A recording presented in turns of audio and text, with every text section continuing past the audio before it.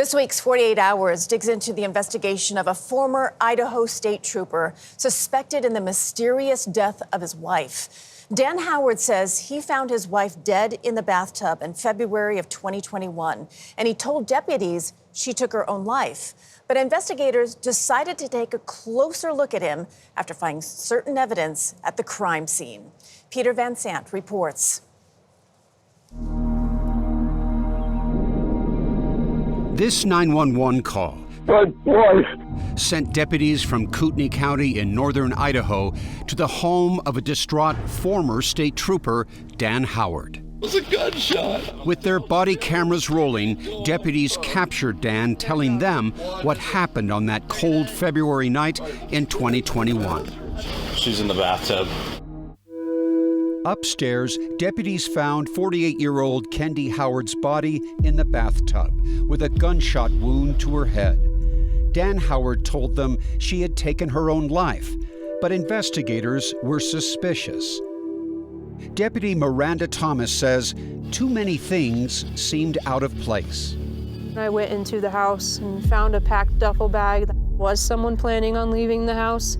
In the laundry room, the dryer was still turning, full of clean bath towels and mats. Having a dryer running at midnight, very odd because I don't do laundry at midnight. Sure, you could. And despite the shock of finding his wife dead, Dan Howard appeared to have recently showered, changed his clothes, and applied fresh deodorant. Detective Sergeant Ken Lalaton said Howard seemed to have a story he planned to share. Almost scripted in a way? Yeah, definitely scripted. And there were other challenges.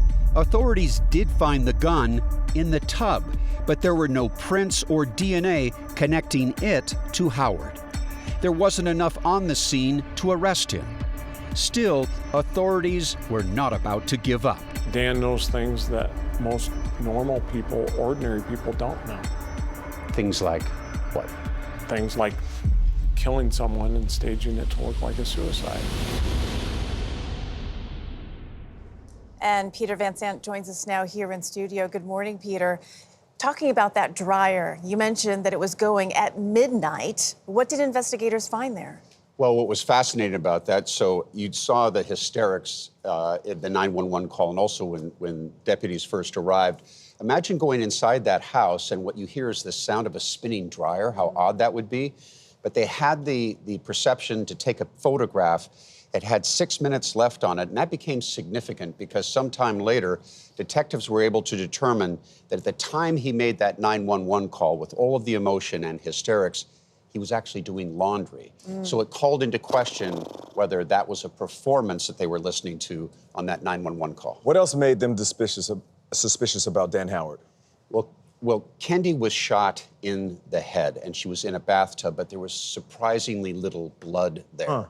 That undermined this notion of a suicide and also raised the possibility for investigators, was she possibly killed somewhere else and placed in the bathtub? Wow. So they weren't able to make an arrest immediately. I think it took over 2 years for them to make an arrest. How come? Well, he's a former Idaho State patrolman. They had to get all their ducks in a row. But the biggest obstacle was the medical examiner did not rule this case a homicide.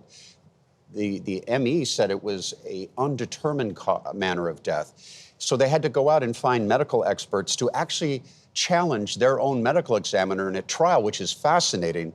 You have the defense attorney saying, well, if the medical examiner says this isn't a homicide, you members of the jury, you shouldn't either. And Peter, you made another observation during that video when police arrived. The husband didn't seem that upset. No, we were told by the people who actually went into that house with all that sobbing, there wasn't a single tear.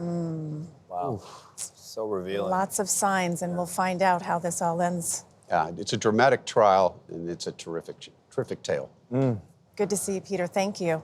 And you can watch Peter's report, The Bathtub Murder of Kendy Howard, on 48 Hours tomorrow night at 10, 9 Central, here on CBS and streaming on Paramount+.